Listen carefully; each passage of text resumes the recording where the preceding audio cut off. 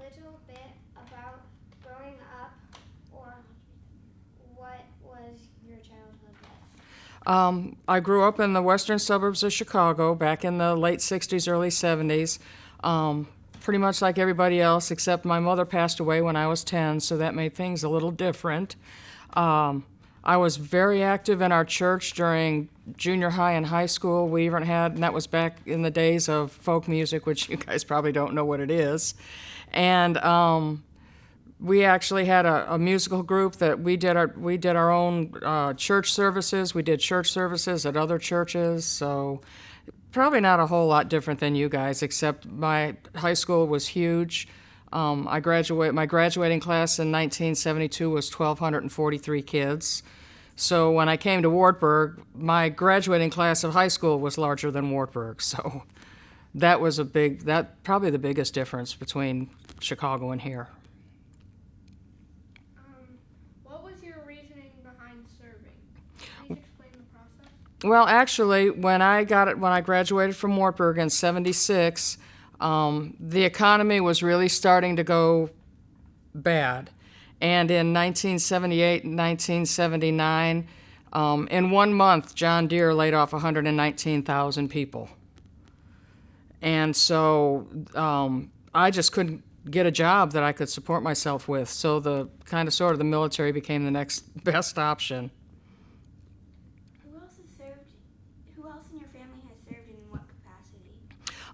Actually, I have a kind of remarkable history. My dad's grandfather was in the Civil War. Private James Keelan. He actually is one of the 5 people to get the Confederate Medal of Honor, and he single-handedly defended a railroad bridge in Strawberry Plains, Kentucky, or maybe Tennessee, I'm not sure which.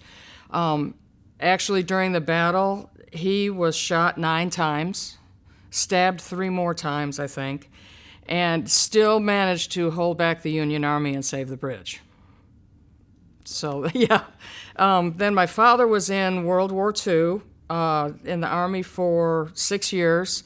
He was in the 10th Mountain Division and trained in skiing out in Colorado, but because he was such a good skier, the military kept him here teaching skiing, and the division that he was in went off to Italy, and pretty much everybody in that division was killed in Italy within like the first month.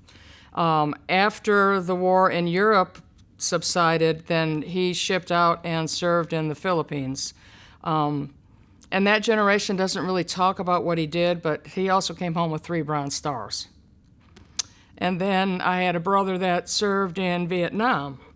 He was aboard the USS Shangri-La, which was a small aircraft carrier, and he served from, I believe, 68 to 72. So kind of a long tradition in the military. Were you the first woman in your family to serve? Yes, because I'm the only woman in my family. What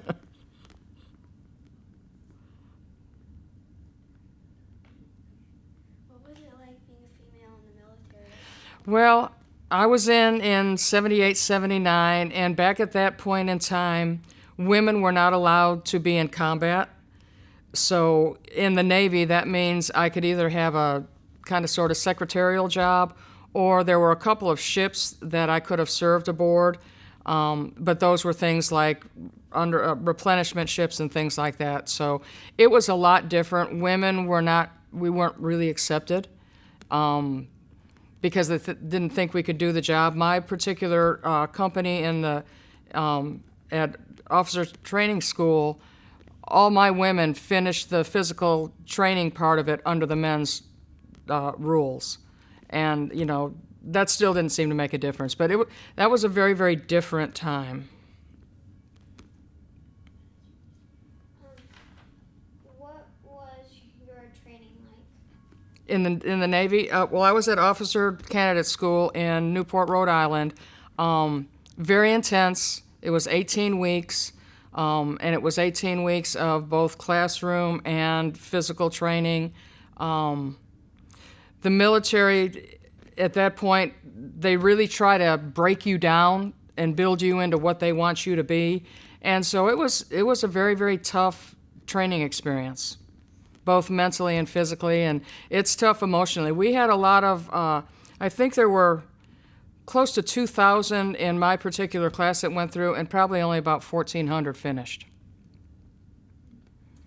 What was the war like? I was never in a war situation, so I really can't speak to that.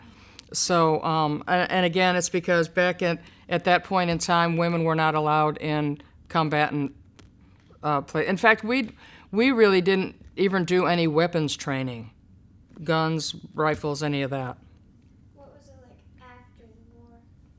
Well, when I got out, then the economy was still bad. I came back here originally, still could not find a job, and so I ended up moving to Texas with my brother, and I taught junior high and high school for 35 years. In what ways did the war impact you into joining the WAVP? Actually, when I moved back up here, it was for a job. But working at the Veterans Post is kind of a special place because I'm with those veterans, and especially now that the World War II guys, we've just about lost that generation. We're getting very close to losing the Korean generation. So it's kind of an honor to work with those people and hear their stories.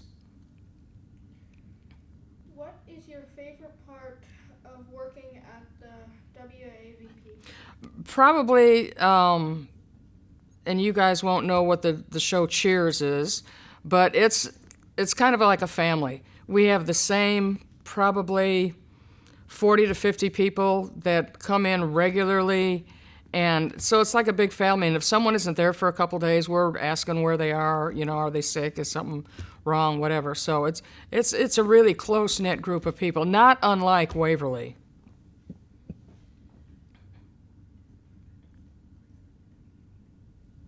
How is it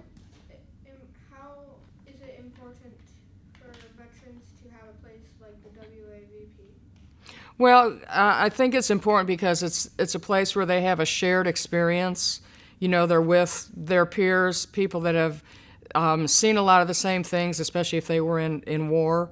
And because the veterans, when you say the word veteran, most people think of like really old people. That gives them a safe place to be and with similar age people.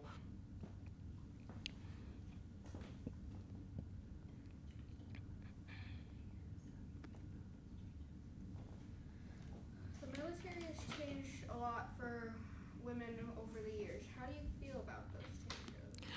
Well, I think it's been a good thing because I think women are every bit as capable of doing combat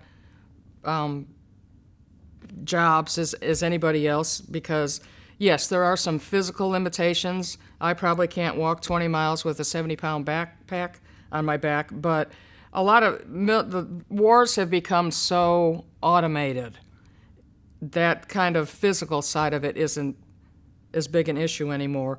But women still are held to a different standard and have to do a lot more just to progress. It's still not an even playing field. Is there anything else you would like to add? No, just that this is such a neat thing that you guys do. I'm impressed with this. I've been involved with this now for 2 years, and you guys do an amazing job. If someone were to write about your legacy 100 years from now, what would you want them to say? I thought about that question a lot. Because nobody up here, I didn't teach anybody up here, but I would hope that I would be remembered as a good teacher and just someone that was generous, worked hard.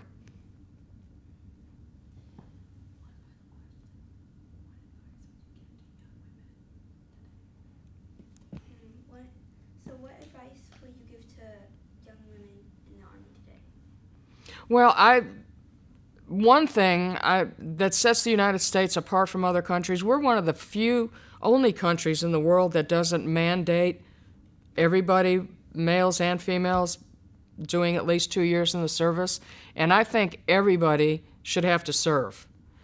because one, it's kind of a reality check. It teaches you some attention to detail. In fact, a lot of attention to small detail type things like keeping your weapon clean or that your uniform looks perfect and things like that. And it teaches you that you're a lot stronger than you thought you were.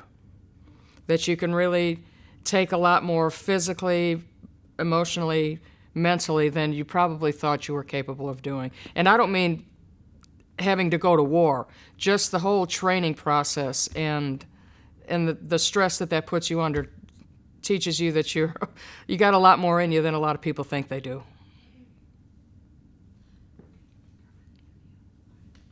Thank you for coming. Thank you.